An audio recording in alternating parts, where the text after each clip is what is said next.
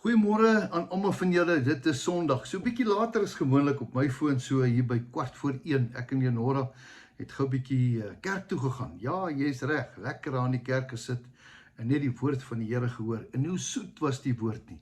Ek onthou altyd, ek het 'n mentor gehad, Darren de Wet, wat altyd gesê, hoe soet is die woord nie. Vanoggend was die woord baie soet. Nou vanmôre gaan ek die woord vir jou gee, maar ek het ook nagmalie. En ek het 'n broodjie en ek hoop jy gaan saam met my so 'n bietjie tyd spandeer om die woord. Is jy reg? Kan ons bid? Here, baie dankie vir u woord. Dankie dat u woord soet is. Bid vir hierdie dag, die 1 Februarie, Here, 'n nuwe maand. Here, u het 'n plan met Februarie in elkeen van ons se lewe. Ek bid dat u wil geskied. Here, seën ook vanmôre ons harte met u boodskap. Ek bid dat ek nie die housepipe sal wees in u woord na die mense toe kan bring. Ek bid dit in Jesus se naam. Amen. Nou ja, goeiemôre weer eens. Ek is jammer, goeiemiddag. Ek verbeel my nog dis môre. Wat 'n voorreg om met jou te kan praat. Ek het vanmôre iets op my hart. En hierdie iets, heeltyd draai dit by my. En dan is ek so bly ons het 'n Bybel waar ons uit kan leer. Die Bybel is dan 'n fantastiese boek. Jy kan uit Daniël leer, jy kan uit Dawid leer, jy kan uit Moses leer, van die begin af. Reg van die begin af, tot uit Adam. Hoe dom was hy nie om van daai boom te geëet het nie. En dit het ons almal in die moeilikheid laat kom, net omdat hy sy keuse toegepas het. Nou ja, ek gaan nie oor hom praat nie, ek wil praat oor twee manne. Hier kom Jesus, hy word gebore, hy leef, en dan kom hy in die einde van sy lewe. Ja, aan die einde van sy lewe, aardse lewe, menslewe, op die aarde, hang hy aan 'n kruis. Daar hang hy aan 'n kruis. Hoe vernederend is dit nie dat hy soos 'n moordenaar, soos 'n sondaar, is hy buite die stad op 'n kruis opgehang, dat almal kan sien hoe maak hulle 'n voorbeeld van moordenaars en van slegte manne. Maar baie interessant, hy was nie eens 'n moordenaar nie. Hy was nie eens 'n leienaar nie. Hy was die waarheid en hy is nog steeds die waarheid. En hy word gehang omdat mense hom verkeerdelik bespot het, maar dat al die sondes en al die siektes op hom kan kom, sodat ek en jy genesing kan kry, sodat ek en jy kind van God kan word. Maar hier's 'n interessante ding. Hy's op die einde van sy lewe. Sy lewe hang aan 'n draadjie. Dan is daar twee ouens wat langs hom hang aan die kruis. Een van die grootste stories van alle tye. En dit gaan eintlik net oor mense se keuses. En ek gaan dit gou vir jou lees hier uit Lukas uit, dat jy die perspektief kan kry. Hierdie manne het albei gesondig. Hulle het droog gemaak. Hulle was sleg, gemoor, verkragters. Ek weet nie, ons sal eendag daarbo hoor wat die aanklagte was teen hulle. Maar een ding weet ons, hulle het dit verdien om maar te wees. Daai jare het hulle voorbeelde van mense gemaak. Hulle het seker gemaak, hulle hang jou in 'n kruis, hulle breek jou bene en dan begrawe hulle, dat almal kan sien, julle moet nie stout wees nie. So hierdie manne was baie stout. Maar ondanks die feit dat hulle stout was, gebeur daar iets merkwaardig. Nou, ek gaan dit vir jou lees. Nou hier kom hy. Ek gaan vir jou lees uit Lukas 23, vers 39. En een van die kwaaddoeners wat opgehang is, het hom gesmaad. Dit beteken, hy het hom verag, hy het vir hom sleg gesê, het vir Jesus gesê, as u dan die Christus is, verlos u self en ook vir ons. As u so groot is u so belangrik is, asseblief, kry net ons van hierdie ding af. Want ek het gehoor ergens langs die pad, u kan wonderlike dinge doen. So meneer, kry ons van hierdie plek af. Daai oud gekom om vir oulaas homself te verontskuldig. Hy wou kyk wat hy uit die deal uit kan kry. Ons hoor bietjie wat sê die ander een, maar die ander een. Die een sê dit en die ander een sê, maar die ander een bestraf hom en sê, vrees jy ook God nie? Meneer, ons gaan vandag voor die poorte van die hemel staan en jy's besig om hier, luister meneer, besef jy waarmee jy besig is? Jy's op die randjie van die hel. Nou soek jy 'n bargain. Jy wil nou hier vinnig uit hierdie gemors uitkom. Meneer, waarmee is jy besig? Vrees jy ook God nie, terwyl jy in dieselfde oordeel is? En ons is tog regverdig. Hoor 'n bietjie wat sê, ons, ek en jy, is regverdiglik Want ons ontvang die verdiende loon van ons dade. So die loon van die sonde is die dood.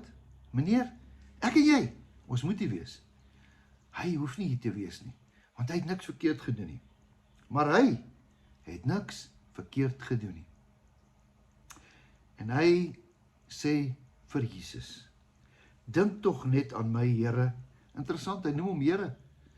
Dink nog net aan my Here, wanneer u in die koninkryk kom. En Jesus draai na hom toe, en hy sê vir hom, voorwaar, ek sê vir jou, vandag sal jy saam met my in die paradys wees.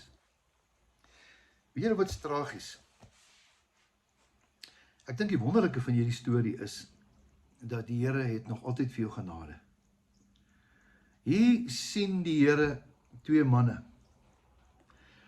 God se oë is gefokus op Jesus, sy seun. Met al die pyn, al die siekte, al die sonde, al die smarte is op hom. Nou, ek wil nie sê as ek Jesus was nie. Maar Jesus het ten spyte van sy pyn en sy siekte en al hierdie goeders wat hy op hom gehad het hy nog steeds kans gesien om 'n ou saam met hom te vat. Hoekom? Because I know the plans I have for you. Ja, jy in die kruis, jy wat so sleg is, ja, jy ook. Jy sien, want hierdie Jesus het gesê, ek het nie gekom om die wêreld te oordeel nie. Jesus kon net daar die ouens gesê het, manne, bly julle stil, ek is nou besig hier met my Vader. Asseblief, julle het verdien om hier te wees. Die een ou vra, Here, dink net aan my. Dink net aan my. Hy het nie gevra, Here, bly my sondes, Here, ek moet gedoop word, Here, kan ek nie net... Hy sê net, dink net aan my. Nou, daai storie van dink net het my diep geraak. Want jy sien, wanneer God aan ons dink, dan dink hy aan die diepste goed waaraan ons hart aangaan. Hierdie ou het nie die regte woorde eers gebruik nie. Hy het nie gesê, Here, ek vra om vergifnis nie. Here, ek bly my sondes nie. Hy het net gesê, dink aan my. Nou leer ek in hierdie Bybel, dat die Bybel sê, dat die Heilige Gees ondersoek ons harte. En die woorde wat ons baie keer nie kan sê nie, kom by die Here uit. Ek is seker daarvan het gesê, Here, bly al my sondes, vergewe my. En dan, die grootste tragedie in die Bybel, die ander man. Die ander man.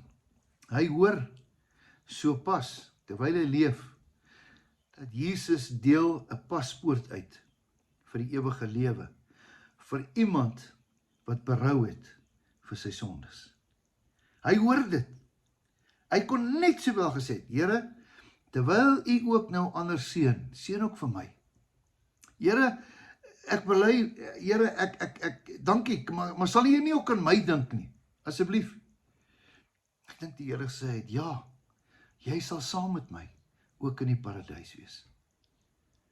Hy het niks gevra nie, hy het niks gekry nie. Dis die misterie van die Bybel. Soek en jy sal vind, vra en jy sal antwoorde kry, klop en daar sal vir jou oopgemaak word. Hierdie man soek in sy benoudheid en die Here gee vir hom in dieselfde dag 'n paradys. Eendag het iemand het mooi gesê, hy dink as daai man nou wel bo in die paradys gekom het en hy het nie attestate en hy het nie goeders en hy het nie doopsertifikate en hy het niks in sy lewe ooit iets reg gedoen nie. En ek dink ou Petrus het seker vir hom gesê, luister die broer, hoe kom jy hier? Wat het gebeur? Jy is hier in die verkeerde afdeling, meneer. As ek so na jou rekords kyk, luister jy is op die verkeerde plek. Dan sou hy geantwoord het, moenie my vra nie, vra die een wat langs my aan die kruis gehang het. Wat 'n storie. Vanoggend gaan ons nagmaal hou, verbondsmaal, oor hom wat aan die kruis gehang het, vir my en vir jou. Vanmôre kan ek ook net sê, Here, dink dit aan my. Here, dink dit aan my. Dankie dat u my gedink het toe u na die kruis gesterf het. Dankie, Jesus. Dit is al wat ek vanmôre kan sê. Hier is hy. Eet hom tot sy gedagtenis.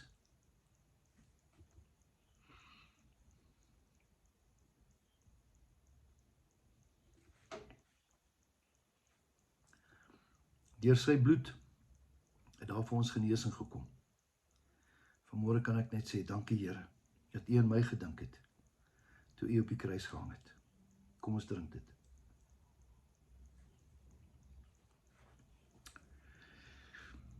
Dankie Jesus dat U op die kruis gewys het. U het nie gekom om die wêreld te straf en te oordeel nie. U het gekom om die wêreld te red. U het gekom om die wêreld deur U bloed te versoen met ons Vader. Dankie Jesus dat U gekom het. Dankie dat ek vandag deur Jesus Christus vandag my God kan aanspreek as Abba Vader. Dankie, dankie, dankie Jesus. Amen. Geseënde dag vir jou. Weet, al is jy gebroken, al laat jy al die sondes in die wêreld, jy het altyd nog 'n plek in Jesus se hemel. Totsiens, tot 'n volgende keer.